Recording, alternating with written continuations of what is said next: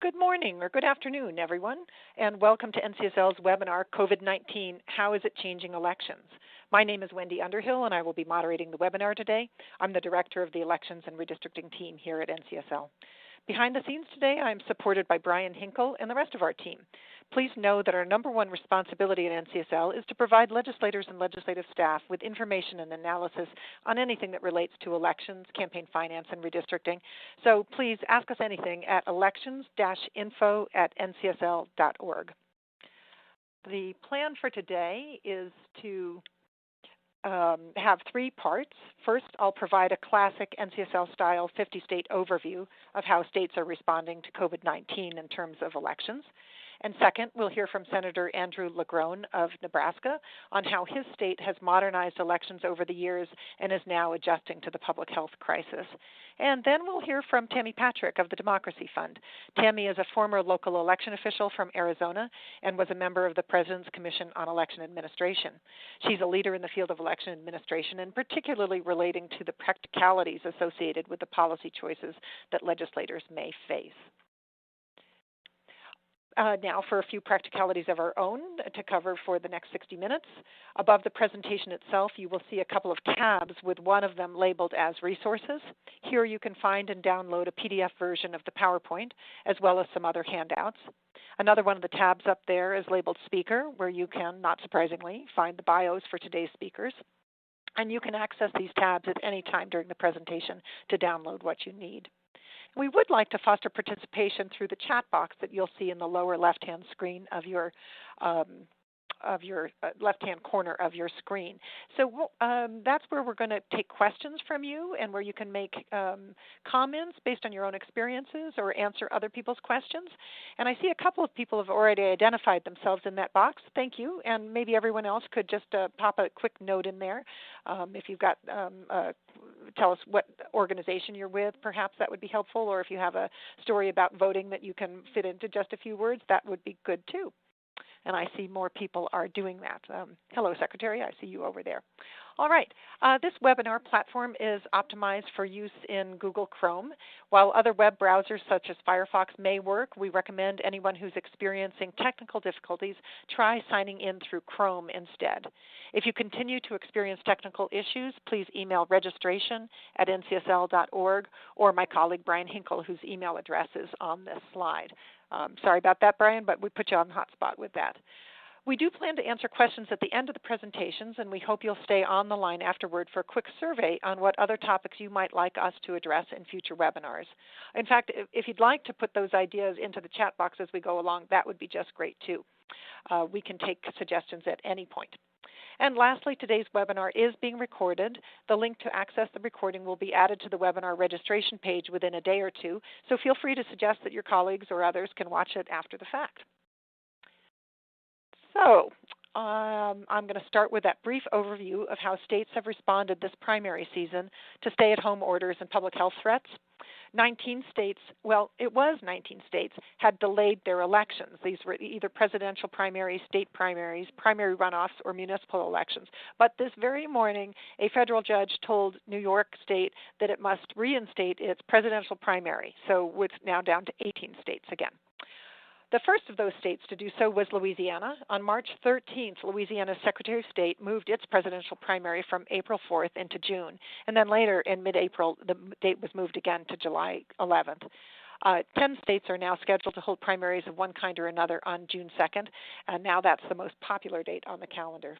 And you can see from the map that's on the slide now that this is kind of an East Coast or a Southern phenomenon. And I'd be interested in any of your thoughts on why it's a Southern phenomenon. Why is it those states? So if you have a guess, please put it in the chat box. What I can offer at this point is simply that more of the Western states already had their primaries scheduled for June or beyond, so they didn't need to make that delay. I'm not sure that's the whole story, though, so I am interested in what other people might have to offer on that. And then the next most common response for states in terms of elections in the time of COVID has been to encourage absentee voting, and that can take several forms. On this slide, you can see the 11 states that are mailing absentee ballot applications to all registered voters for their primary elections, something that those states haven't done before. In addition, there are 3 states that have created online portals for voters to request absentee ballots, and they join a group of a dozen or more states that are already providing such portals. And at least 7 of the 16 states that ask voters to provide a reason for why they need to vote absentee have indicated that fear of COVID-19 is, in fact, an acceptable reason under their existing laws. So we're getting to the point where almost anyone could ask for a ballot in this nation during this time of COVID. And all of these actions mean that most states are expecting a big bump in absentee or mail ballots this year, possibly including the election in November. That's yet to be seen. And that's why we're holding today's webinar, so we can see how states are adjusting. Before we get to that, I'll just mention that currently 5 states, those that you can see in burnt orange, send ballots, not ballot applications, but the actual ballots to all voters. What's novel this year, besides the virus, is that Nevada and Maryland plan to do the same for their primaries. I've also colored in California, North Dakota, and Nebraska because these 3 states allow each county to decide for itself if it wants to run its elections by mail. And with that, I am done. I want to encourage you again to put comments or otherwise in the chat box. And I'll turn it over to you, Senator LeGrone. Well, thanks, Wendy, and thanks everyone for being here. Obviously, our democracy needs to function even regardless of what crisis is thrown at our nation. So I really appreciate you all being here to talk about how we do that. So obviously I've been asked to talk a little bit about Nebraska and how we're dealing with the situation, but I think to really talk about that, first thing we need to do is discuss, just get a really quick overview of Nebraska's elections in a normal setting, to then talk about how that has changed due to COVID and how we're coping with that. So first of all, Nebraska has been so real quick, I'm going to refer to mail-in ballots as absentee ballots, and that's just because in Nebraska, you have multiple options of how to return those ballots, only one of them being in the mail, so they don't all necessarily actually go through the mail. So for that, I'll refer to them as absentee ballots. So we've been a no-excuse absentee state since 1999, meaning that for any reason you can request to receive an absentee ballot, and you can make those requests up until the second Friday before the election. At that point, those are all the absentee requests that will go out. But even regardless of the fact that we have had the ability of every voter to vote this way, we still largely vote in person. In 2016, as you can see on the screen, 75% of Nebraska's ballots were cast in person. So switching to primarily mail is a large change for the electorate, even though it's not for our election legal structure. And Nebraska has 93 counties. 63 of those qualify to request to be all mail. So the counties can request to the Secretary of State to have them go all mail. Only 10 have actually done that and been approved for that request. So that's our general election structure during normal times. And so now I'll get into how that has changed. So we do have absentee ballot requests available online. They start going out 35 days before the election. So we really have, instead of an election day, we have an election 35 days. And they have to be turned in by 8 p.m. on election day. As I said, with absentees, they can be mailed in, which is traditionally how most people think of it. They can be returned to the election office. So you can drive to your election office and say, here's my ballot. Or you can put it in a drop box, which there are multiple of these stationed around any election jurisdiction. The election jurisdiction determines where those drop boxes are placed. They're usually placed in high traffic areas. So we do a number of aspects around ballot security. The first and foremost is list maintenance. Obviously, when you're sending out ballots to folks, and especially when we are now sending absentee ballot requests to every voter, you want to make sure that your list is accurate about who lives where they vote, and stuff to that effect. And so we do a number of things around list maintenance. We're in the process of joining some list maintenance organizations among states to clean those up even further, but I think we do a good job there. Then for a lot of times when we talk about absentee ballots and how do we know the person filling out the ballot is actually the person filled out the ballot. So Nebraska really uses a 3-step signature verification process to confirm that. So for every single voter, we have a signature on file.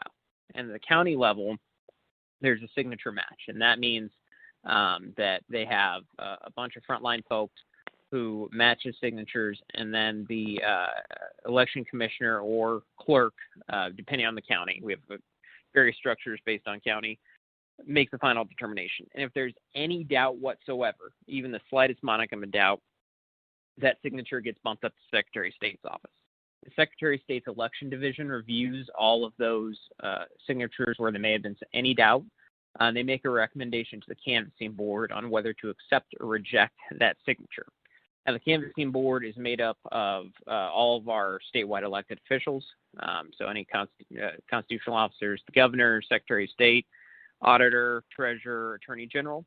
And then if that board decides to reject the ballot, there is a cure process. The local election official will reach out to the voter in question via mail and usually on a personal phone, usually phone basis as well, to let them know that their ballot has been rejected and inform them how they can cure that match. One thing that we have had come up in the current circumstances that we hadn't seen a lot of before that we will need to look into are some reports of ballot harvesting. So that's an issue that we are having around ballot security that we're going to need to do some work on in the future. Now, how this has really affected us is a massive spike in absentee voting. And that's a good thing under these circumstances. Governor Ricketts has been encouraging people to vote through the mail with their absentee ballot. And then as I said, every voter was mailed an absentee ballot request form. So everyone in the state had the opportunity to request a ballot. What we've seen, as I said previously, 75% of Nebraskans voted in person in this election. So you can see in 2014, it was around 50,000 people. 2016, it was around 50,000 people. And 2018, it was around 50,000 people. And then as of April 30th, which is when I put this together, it was close to 500,000. It has now passed that and is getting close to 600,000. These are absentee ballots that went out. But what we have seen, I will say, is we do see a much lower return rate in this election than we do with previous elections. So with previous elections, our absentee ballot return rate was around 90%. I've seen anywhere from 42 to 53%, depending on the area in Nebraska this time. So while those people are requesting ballots, which is that 500,000 number, they're not all sending them back. Now, this massive influx in absentee ballots has caused a few administrative issues. Number one is that it's obviously increasing costs. There's postage costs associated with sending out the absentee ballot request forms. When you don't normally have most of your ballots needing envelopes and you need the envelopes, that's obviously another cost. And then a huge one is overtime paid for workers in processing absentee ballots. Obviously, these have to be physically taken out of the envelopes and prepared to be counted on election day. And that takes time and workers. And hopefully we're going to be able to make up that cost by not needing a lot of poll workers. But we are still going to have our polls open on election day, which we'll get to in a second. But then a third issue that we're having from an administrative standpoint is making sure that voters who need assistance still have access to vote. So how we're really handling that is voters can reach out to their local election office and make an appointment to vote. Then another issue that I think we are being proactive in doing that we probably need to find a more formal structure to deal with in the future is voters who, let's say they're in a nursing home, but they need assistance to vote. How do we make sure that they still have an opportunity to? So our local election officials have been proactive in making that happen. Under the present circumstances, we might need a more formal way to address that going into the future. So then we are still having our polling sites open in Nebraska because we think it's important to make sure that that option is available if people choose to use it. But obviously the current circumstances have meant that we have to make some changes in how we do that. One issue that has arisen is that many urban polling sites have to be moved from private property to public property. I'll give you an example. I represent part of Sarpy County, which is all of your Omaha suburbs. And in Sarpy County, every single polling site was on private property, be it a church or a nursing home. All of those were asked to leave and had to be moved to public property. So every single polling site in the third most popular county in the state had to be moved about a month before Election Day. So that's one issue that they've had to deal with. And then at our polling sites, obviously social distancing measures are being observed. Masks will be there as well. Because our polls are normally worked by folks who are older and therefore in at-risk populations, election officials have been contracting with community groups to serve as poll workers. So they don't want to draft poll workers, which they have the ability to do. Another thing that they just announced yesterday, because there are a few places where they need a few more workers, is they are offering CLE credit both to attorneys and to accountants who may want to work at the polls. And then finally, when each voter goes in to vote, we are switched this year to using ballots that do pencil to ballots that use pen. And each voter is given a pen that they can either keep with them or dispose of after they're done voting. So that's how we're handling the in-place polling sites. Obviously, when we look toward the future, there's some things that we'll be able to learn from this. It's probably too early to tell exactly what those are now. But from a statutory standpoint, we probably don't need a lot of changes because we've really dealt with all of this under our existing structure.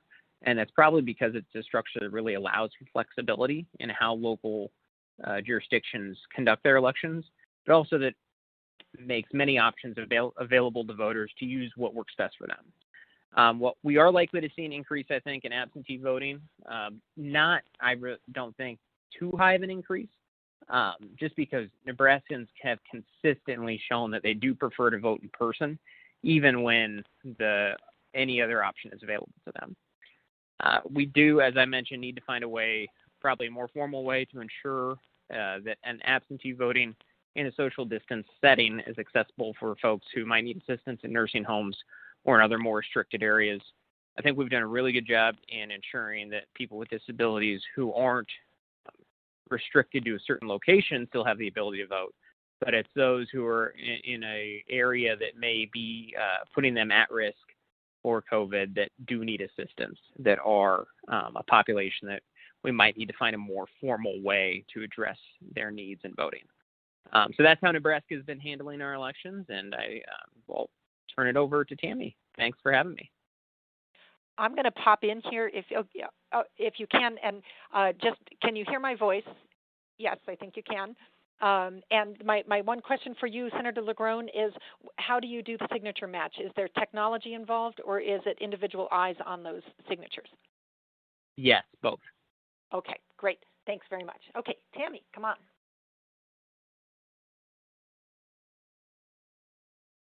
Great. Thank you so much, Wendy and Brian and NCSL, for asking me to talk with everyone this afternoon. Many of you I've met over the years. I've probably testified in front of a few of you. But what I really wanted to focus in today is something that I refer to often when I'm speaking with the Postal Service and with election officials about delivering democracy. Because that's really what's happening and is we're seeing, as the senators mentioned, in great numbers this year. So what I wanted to kind of go over were to talk about some of the traditional trends that we've seen in absentee voting or voting by mail, voting at home, and then talk about it in this moment and what we might see as we move through the calendar of 2020, and talk a little bit about some of the other implications that are foundational in this COVID moment around voter registration, ballot delivery and return, and then, as the senator mentioned, talk a little bit about some of the in-person voting challenges and things for you to be contemplating as you review your own statutes, your own policies, and administrative code. The first thing I like to do is often share what I refer to as the snow globe of elections, and this was created by Charles Stewart, professor at MIT. And what we're looking at here at the top of the triangle are voters that voted on Tuesday on Election Day. On the lower left-hand corner are voters who voted by mail, and then on the lower right-hand corner are voters who voted early. And as we see, as we look back to 1996, the majority of the country voted on Tuesday on Election Day. But as voters are given options in voting, they tend to fall away, the snow globe effect, from that Tuesday election day and migrate towards some other type of voting, whether it's voting by mail, and oftentimes we see others kind of trending towards the early in-person voting. So here's the last presidential election, and then the midterm election, and I like to go back and forth toggling a little bit between these because you see how there were some changes in the midterm. We believe that this is partially because we had so many first-time voters, And first-time voters may think that their only option is, in fact, to go to the polls on Election Day. So for those states where you offer a variety of methods, we need to think about in this moment where we could potentially still have a lot of first-time voters, making sure that they understand what their options are so that we can spread them out over a larger period of time and potentially over more time and distance.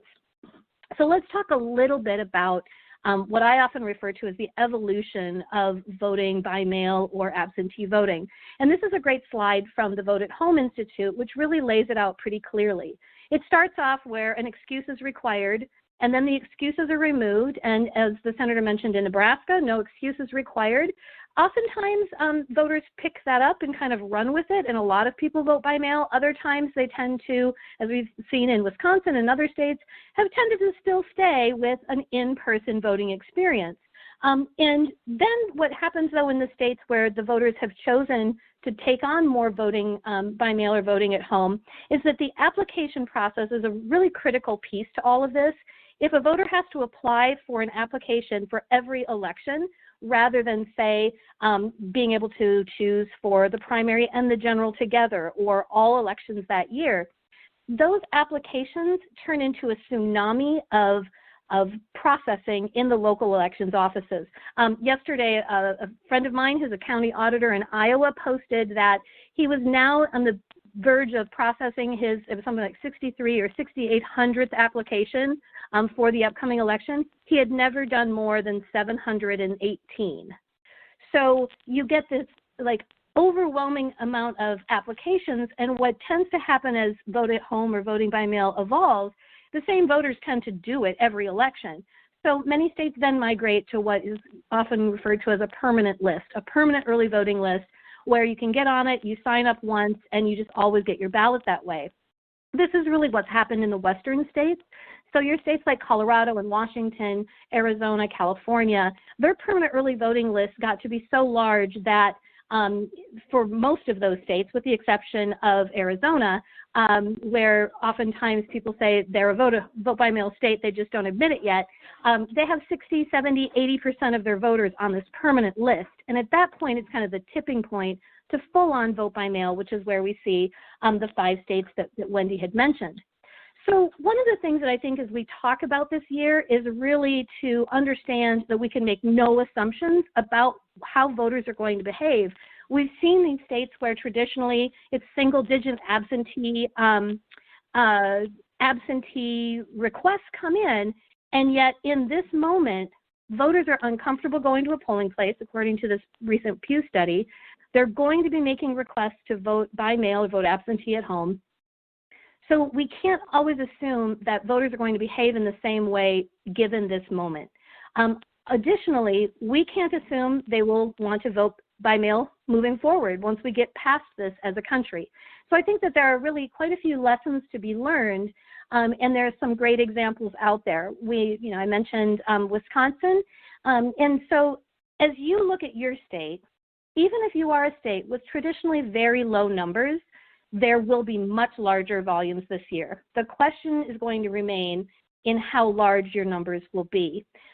Whether or not the Secretary of State is mailing out applications, whether or not the Secretary of State or the legislature have said, given this moment, check off box 4A for illness, given that we're in a global pandemic, whether there has been a definitive policy decision made or not, voters are going to be sending in applications to vote by mail.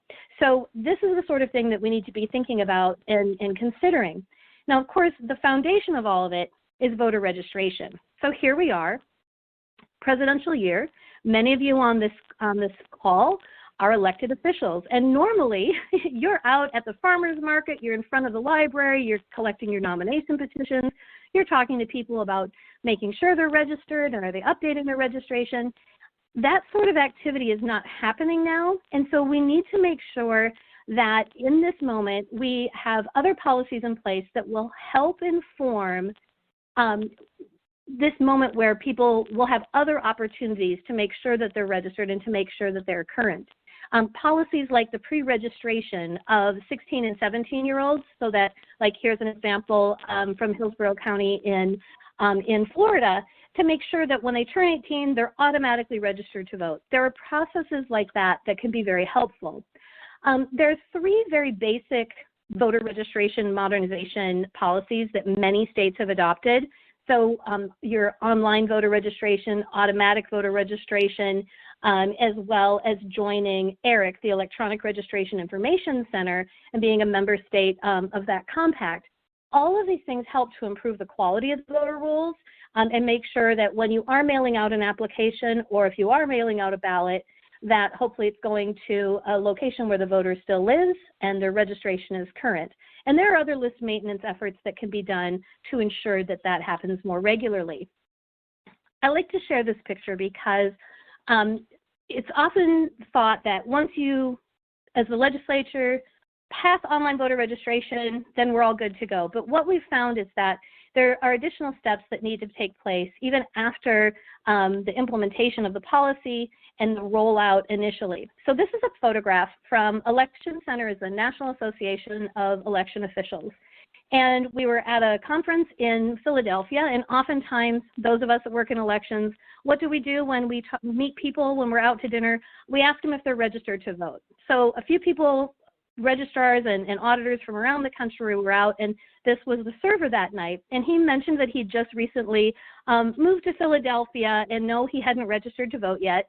Well, it just happens that Pennsylvania had recently implemented online voter registration. They explained it to him. This is literally the photograph of this young man registering to vote. And I like to share it because I think oftentimes when we think about policies, we disassociate it from the people that they touch. And I just think it's a glorious picture. But what this also shares with us is that according to the Cooperative Congressional Election Study, or the CCES, when asked, 1 in 4 voters said they didn't have online voter registration, but yet they lived in states that had it.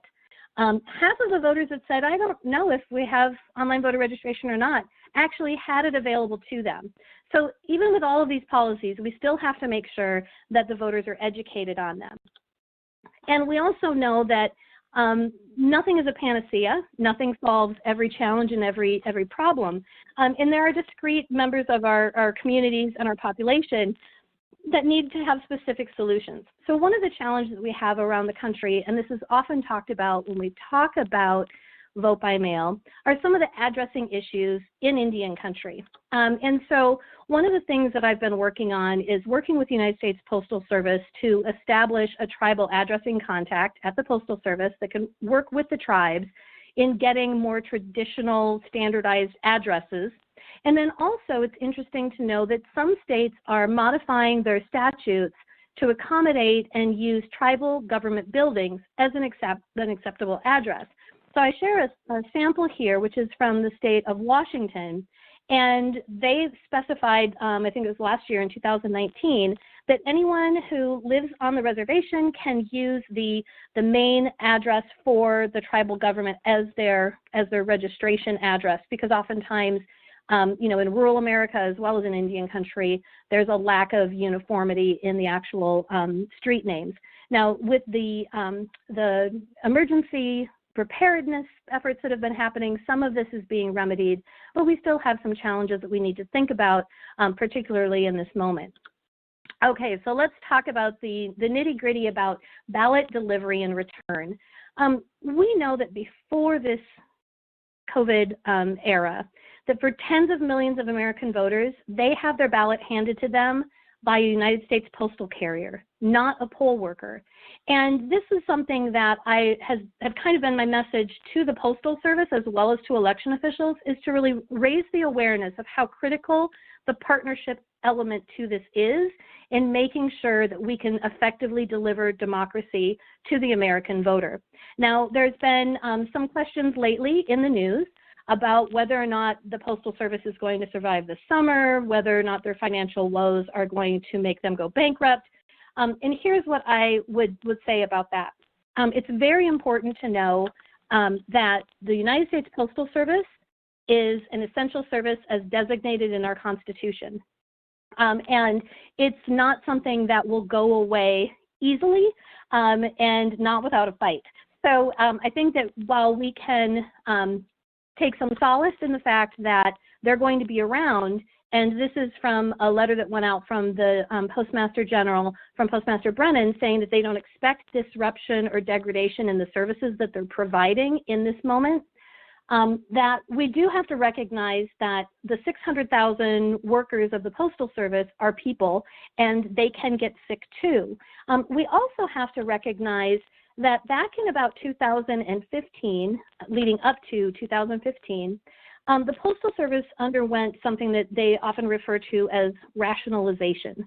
And it sounds a little Orwellian, and it kind of is, but what it basically was in reaction to was the fact that most individuals are no longer writing out a check to pay their bills. They're going online, and that's cut back a lot on the volume of mail that the Postal Service saw. So they went through and did some streamlining and some economizing of the way in which mail is delivered in this country. So I wrote this report, The New Realities of Voting by Mail, back in 2016. And it's not a long report. It's, 10 or 15 pages.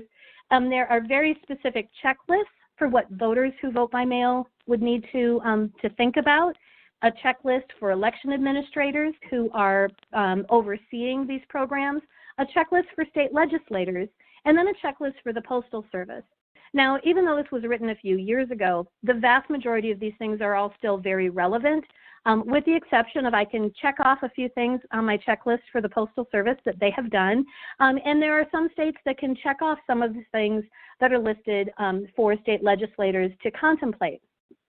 The majority of those things have to do with the few items you see here, and I'm going to go into some of these in a little more detail. But basically really looking at that application process, and as I mentioned, whether it's for each election, if it's an annual or a permanent list. I did a study recently looking at the time it took for clerks in Wisconsin and the costs for each application, and a really conservative estimate is that it costs about $1 if you take everything into account for each ballot application to be processed. Now, it's one thing if you have 100,000 of those, but if you have 1.4 million or more, that money adds up quickly. So if you're requiring it for every election, think about the sort of economy that could be seen there if you allow voters to do it for multiple elections with one application. Also reviewing your envelope requirements, we're going to talk about that a little bit, ballot tracking. Most importantly, though, is checking the statutory dates and deadlines, and I want to elaborate on that in a moment as well. And then providing ballot return options. It was wonderful to hear from Senator LaGrone about the various ways in which voters can bring back ballots and drop them off. I included a picture here from Sarpy County. And then also using, updating your postmarking language, which I'll elaborate on in a minute, and then some of the security measures that are available. The reason I mentioned that about the language of what has to go on the envelope is that a bad design, and when you have more and more requirements of what the affidavit has to contain and what the voter has to affirm and what boxes they need to check off, the more of that that's on the outside exterior part of that envelope, the more complicated it is for it to travel through the Postal Service's mail stream. They have high-speed scanners that are reading these things, and when there's so much text on these envelopes, it's very difficult, and it can actually, I've seen it happen, where the ballot can be sent back to the voter instead of to the election official because the ballot design is so bad. The good news is the Center for Civic Design has provided national templates that are being used in a wide variety of states, red states, blue states, purple states, all across the country, and it's actually increasing the delivery standard for the ballot to get to the voter and coming back. And why that's important is the real world implications is that for ballot delivery and the visibility in the mail stream, it means the voter gets it. And when they return it, it means it's accepted rather than being rejected for being too late. Another way we can kind of increase the visibility of ballots within the mail stream is one of the things we can check off in that report, which is a ballot service type ID. So when you get your mail and you see under your address the barcode there, that intelligent mail barcode tells the Postal Service Is this first class? Is it marketing mail? Can it be forwarded? Can it not be forwarded? And in 2018, they added a ballot service type ID. So it lets them know these are ballots. So if an elections office drops off a mailing of, I was in a large jurisdiction of about 2 million voters, and 1.6, 1.7 were on our permanent early voting list. So when we dropped off 1.5 million ballots, they knew they were getting them. And at the end of the day, if only 1 million ballots went out, they knew they had to find the other 500,000 ballots in their processing plant. It's a way of increasing the visibility in the mail stream and ensuring that the ballots actually get delivered to the voter. Now, another process that people are doing that across the country is individual tracking of each ballot. Virginia did this across the state. And what this allows is that if a voter calls in and says, you know, I didn't get my ballot, what's the deal? This is a social media post from Falls Church Registrar of Voters, Dave Bierke, and he was part of the ballot tracking process. So he looked it up and he said, that's really strange. We're showing it was delivered 2 weeks ago. The voter said, well, you know, I don't know if you should send another one. It's been 2 weeks. And then said, well, wait a minute. There's some mail here on the desk. Literally, the ballot was sitting in front of them. And this is a sort of information that dispels all of the questions around where did the ballots go. In some cases, they went to the voter. They sat on their desk and they never saw it. So it helps in that security. For places that aren't, in fact, doing that individualized ballot tracking, every voter in the country, every household can sign up for a Postal Service free service called Informed Delivery. And Informed Delivery actually sends you an email every morning and gives you a picture of what should be in your mail that afternoon or morning whenever your mail is delivered. So I live in a rural area. I have a post office box. I love it because I can see what's going to be in my mailbox and whether or not it can wait another day. So this is another example. This is from Orange County, California. And what the Registrar of Voters did there, Neil Kelly, is you can augment the information with digital content. So if you're mailing out a ballot, you can also include digital information where they can click and find out information on candidates, information on how to track their ballot, information on where they can return their ballot and what those options are. And when I mention the ballot return, this is really important. Part of the new reality of voting by mail is that mail doesn't go across town anymore. It's not a one-day turnaround for first-class mail. It's 2 to 5 days. So the Postal Service recommends that voters mail back their ballot 1 week before the due date. So this is where it's really critical. If you look at your statutes, and we've seen in some of the spring primaries where voters could request a ballot up until Saturday for Tuesday's election. Well, mail isn't processed on Sunday. So then you're literally setting up the voters for a very bad voting experience because most likely they're never going to get that ballot. So the other option here is also making sure that if you do allow voters to request ballots late in the game, that they have a lot of options in returning that ballot, that they were able to, in fact, use one of those drop boxes like we saw, or go ahead and use a postmark and things like that, which we'll talk about here in a second. So some of you may have nightmares still about, close elections. Here's an example that we had in 2017 where a single vote had the balance of the Virginia legislature in its sight. A day after Election Day, on Wednesday morning, 55 ballots were delivered to the Stafford County Elections Office. Now, here's the backstory on all of this, is that I had mentioned that Virginia did ballot tracking, but it was optional for the jurisdictions. Stafford County decided not to do the ballot tracking. So when these ballots came in late, the question was this a failure of the Postal Service? Was this voters mailing them back too late? What happened here? Because they hadn't done the tracking, they also didn't have any other, they wouldn't take pictures of them and send them to the Board of Elections to be able to review. The Postal Service went back through its delivery and was able to find the images of 49 of the 55 ballots. Now, 46 of those ballots were mailed on Election Day or on Monday. So those were well within their delivery standards of 2 to 5 days.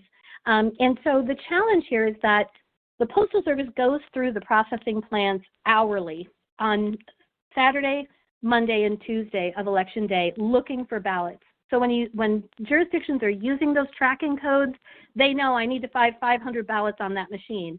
When they don't use the tracking codes, they're looking for just a logo. And that can be really a challenge as they're going through all of that mail. So these are the sorts of things that we need to be thinking about. We also know that not every mail piece gets a postmark. It's not a requirement that the Postal Service postmarks everything. And so in 2016, then Secretary Husted allowed and issued a directive for the orange processing marks on the back of the envelope, which contain the same data as a postmark, be utilized. In 2018, Secretary Wyman bought scanners for all the county auditors. Kansas, Iowa, others have changed their postmarking statutes to be more technologically agnostic, as it were. So instead of just saying postmark or otherwise indicated by the United States Postal Service to have been mailed on or before the close of the polls, so that you can use more of that robust data to make sure that if a voter did everything they were supposed to do, that their ballot still gets counted. It was interesting that the senator mentioned the late results. It does take time to count vote by mail, particularly if you're in a jurisdiction that's manually opening up every single one of those envelopes. And when we think about elections, it's often said that they're fast, cheap, or accurate, and you get to pick two of those things. So which two will they be? And no one wants to ever sacrifice the accuracy. And also we know that oftentimes the investment in elections is something that's not there. So we need to really be thinking about what are the most important elements. Now the good news is there are some recommendations out there from bipartisan groups. And I wanted to just touch on this report that was issued earlier this year from the Bipartisan Policy Center.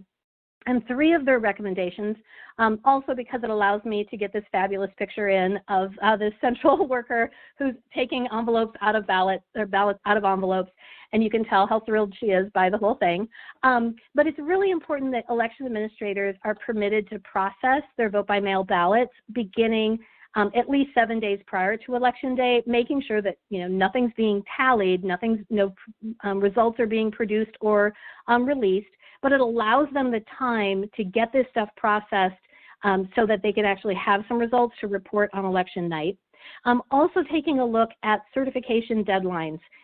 Certification deadlines across the country are everywhere from, I think, 3 days to 28 days after the election. If you allow a long enough period of time after the election for certification, then you can have more robust auditing procedures. You can make sure that everything is done thoughtfully and carefully rather than rushing anything. And then also allowing for, as the senator mentioned, for the cure of eligible voters. Oftentimes the curing process gets discussed as kind of a voter-centric, a good customer service approach. It's also a security measure. I will tell you, I called literally hundreds, if not thousands, of voters myself when there wasn't a signature or the signature didn't match, and never once did I have someone tell me that it wasn't their signature. I had them say, oh, my arm was in a cast, I'd suffered a stroke. But if you don't call them, if you don't reach out, how do you ever really know that if there was a fraudulent attempt to pass that ballot off or not? And this should actually say PPE, not PPP. And it's going to be really important that everyone's following the CDC guidelines here, and those protocols are going to be important. We do know that the CDC and the Postal Service were on a call recently with election officials talking about the Postal Service delivery to retirement communities and nursing homes. They will continue to deliver there, and they've just taken on some additional protocols on how the mail then gets distributed to their residents. But that's to tie that into in-person voting. As the senator mentioned, and as we saw in Ohio, when Secretary LaRose pulled all of the facilities out of care facilities, I think it's a good opportunity now to take a look at statutes and say, what kind of polling place facilities can be used? Does it dictate in statute only certain types, and does that need to be reviewed? Are there curbside voting capacities and abilities that can be done? We know many local election officials are seeing a huge reduction already for November. And though we don't know exactly what November is going to look like, I think we're going to need to be prepared should the virus come back in greater numbers. And then that ties us specifically and directly into who can be poll workers. And does your statute allow for student poll workers, or does it allow for civic duty pay, which is also often used for jury duty to cover working the polls? And then taking a look at some of the resources that are being allocated to your elections in your state. Is your state going to be able to make the 20% match for the CARE funds? Budgets are even tighter now, and every efficiency is going to make a big deal as we move forward. One of our most precious resources really is time, because time is running out. We have to make these decisions now, and even though we don't know what November is going to hold, if you listen to your state and local election officials, which I plead with you to please do so, they have ideas on how we can make this happen most effectively. So with that, that's my contact information, and I'm happy to turn it back over to our moderator. Well, thank you, Tammy. Very nice work, and you covered so much terrain. Makes me very glad that we will have this recorded and we can go back and see it again. We will take questions in just a minute. I see one from Norman Lee in the box, and I've got one too, but I do want to say that this is the first of a 4-part series, all at the same time on Wednesdays in May. Next week on Wednesday, we will dive into the policy choices that go along with an increase in absentee voting. Tammy hit a lot of these, but I think we can do them a little slower and think about what are the options for states. And the week after that, we'll discuss all mail elections for those states that think they might be moving in that direction. And then the last session will be more interactive. We're going to do it over Zoom instead of on a webinar platform, and that'll be a great time to bring your questions and ask experts exactly what's on your mind. And in the meantime, you can check out NCSL's Voting Outside the Polling Place resource. This is a web product. I don't think we can call it just a web page that has just about all the details on what issues your state might face and which states are doing which functions so far. And also I'm going to suggest that you visit the National Vote at Home Institute's website as well. They've got a great resource library, and they're willing to assist anyone who may have questions about increasing the volume of what they call vote at home options. Okay, so now on to questions. Does any state have in place a monitoring system to identify whether signed, blank, mailed in? Oh dear, I lost my place on that question. Hang on. I'm sorry about that. The chat box just shifted on me. Does any state have in place a monitoring system to identify whether signed, blanked, mail-in ballots are being sold, or whether there is any third-party influence in filling out the mail-in ballots? And another way to look at that is it important to have a chain of custody system in place for mail-in ballots to mitigate risks of losing or misplacing filled-in ballots submitted by voters? Tammy, I'm going to ask you to handle that, and I think it relates to the ballot harvesting that Senator LaGrone mentioned earlier, and we may ask you to pop in there on what your thoughts are too, but let's start with Tammy. Sure. So I think chain of custody is absolutely critical in all aspects of any type of elections procedure, and particularly when it comes to live voted ballots, whether they're at the polling place or being dropped into a drop box or mailed back through the United States Postal Service. So chain of custody is absolutely critical.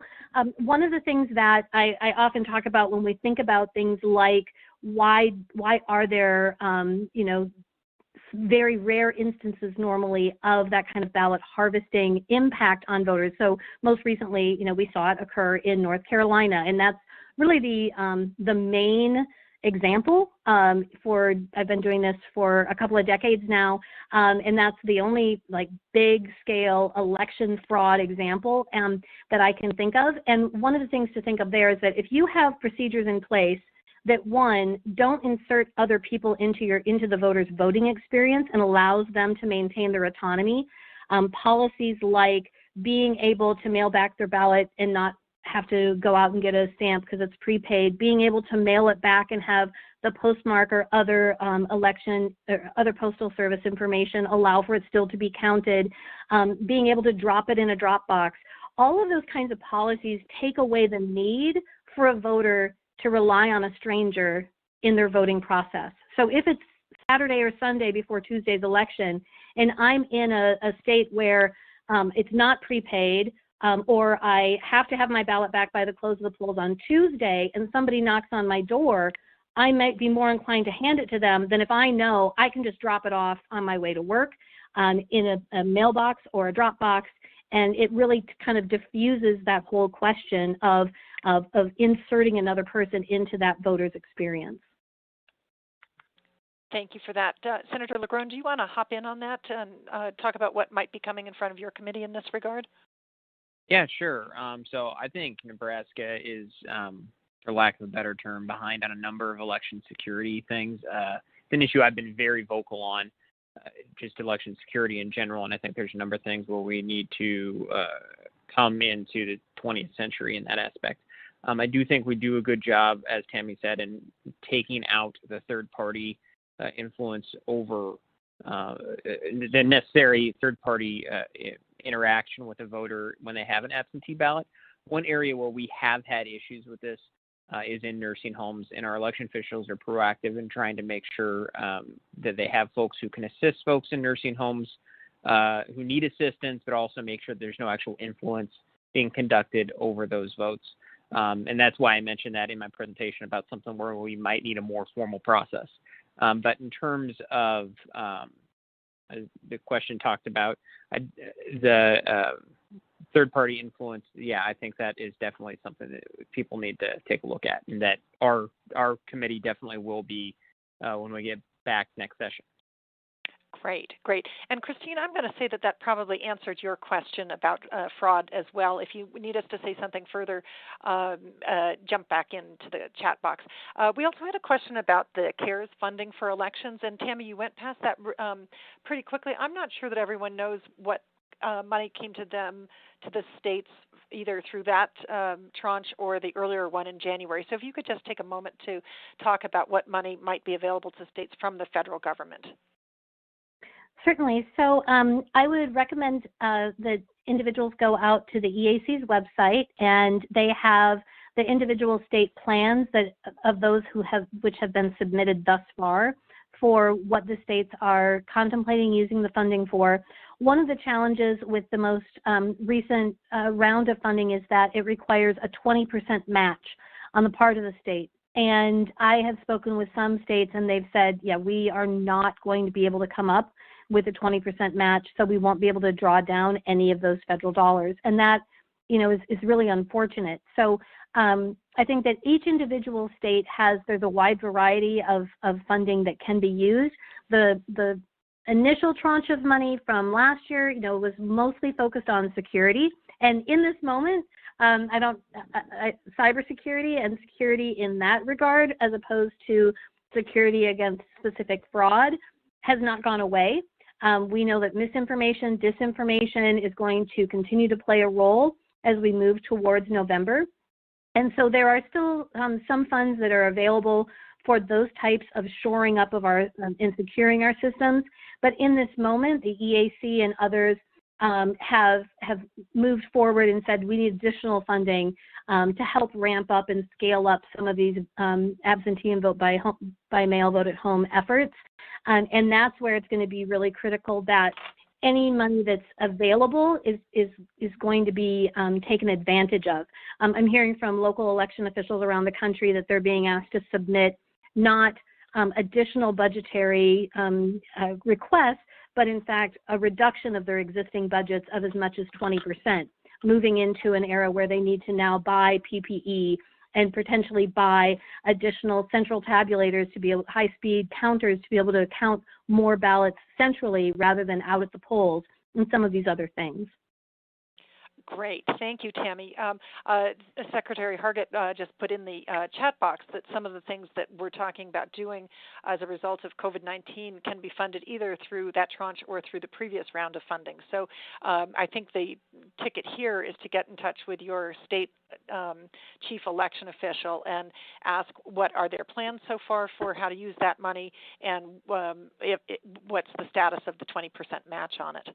If I could just follow up real quickly on that, Wendy, and I would say absolutely, it's nice to see Secretary Hargett. I know that Secretary LaRose issued a couple of statements earlier today on the things that he's hopeful to be able to use both funding for and to be able to get in Ohio some changes made so that they don't run into some of the same challenges that they just experienced. So absolutely, listen to your secretaries. They and the local officials definitely know what is necessary to make this all move forward as smoothly as possible. And Secretary Hargett also added that scanners and high-speed counters are examples. What we've got there are some high-cost investments that you might need to make if you're going to all of a sudden be processing a lot of absentee ballots. It's not so easy to just run them through the little scanners that are used at the precinct level. So yes, a big deal. Okay, I got one more question from you, and that is from Roberta. She asks, can you explain what drive-through voting is? How does it work? And Tammy, let's take it to you. Sure. So we've seen it in a couple of states, and how they've set it up. I think it was in Virginia where they actually used a bank that had closed and used their drive-through as a way of voters driving up in their cars and getting, it happens the same way it would in any in-person voting. You would just be sitting in your car rather than taking your paper ballot to a booth. We saw it in Wisconsin where they had cars lined up and, they went through various stages where they signed in, showed their identification in the state if that's necessary, received their ballot and instructions, voted their ballot, drove forward and deposited it in the either tabulator or ballot box. So the steps are all exactly the same. It's just that the mobility through the process is being done while you're still in your car. And many states have had curbside voting as an accommodation for voters who either cannot stand in line for long periods of time or not able to go into a polling place for a variety of reasons. And so it's just a question of how could we potentially scale that up if we need to, given social distancing and other challenges that we may encounter for in-person voting in the fall. Great. And we did have someone ask about whether there's in-person voting in Colorado and Washington and the other in-person states. In Colorado, there are voter service centers, polling places basically, determined how many there are in each county by statute. In the other states, they may just have it available at the county seat. But yes, the answer is in-person voting is taking place. I think I'm getting the nod that I have to get us off the line here. We've got a couple of extra questions. One is about poll workers. I will say that poll workers are a problem all years, and especially so this year. And it could be we've missed something. We'll try to follow up with you after the fact if we can. Senator LaGrone, a big thank you to you for taking time out of your day to be here with us today. I see that some of your staff from Nebraska were on the line as well. Tammy, as always, it's a pleasure working with you, and thank you so much for sharing this information with us. With that, we're going to close out the main part of the webinar. Oh, I forgot to tell you. No, we did that. We're going to close out the main part of the webinar. It will take you straight to a survey. Please do tell us what you'd like to see from us after the fact. Thank you.